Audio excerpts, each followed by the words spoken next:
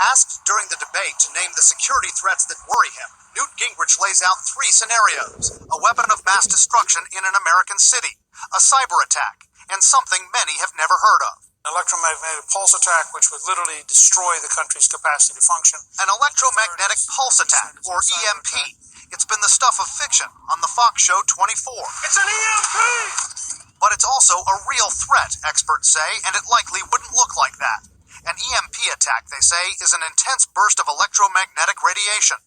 It can be triggered by detonating a nuclear weapon at high altitude, a weapon that could be launched by a rogue nation or a terrorist group with access to it.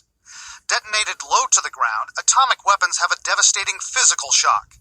But detonated miles up in the atmosphere, experts say, the main impact is electrical, energy that doesn't kill people but spreads like lightning, striking any electrical grid or circuitry, feeding into them, burning them out.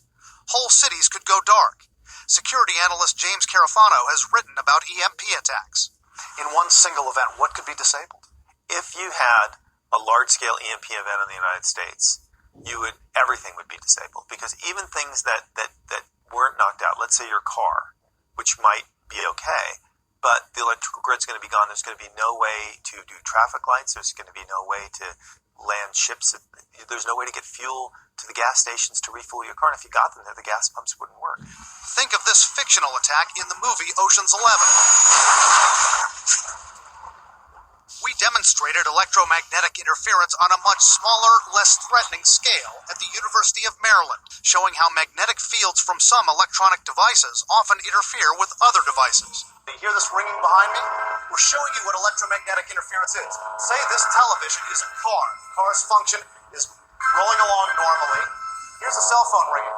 When it gets close to that, you can see how the audio of the television signal changes. Hear the interference. That's essentially it's interfering with the car's function. But with a large-scale EMP attack, experts say, computers would fail, telecommunications cut off, bank accounts inaccessible.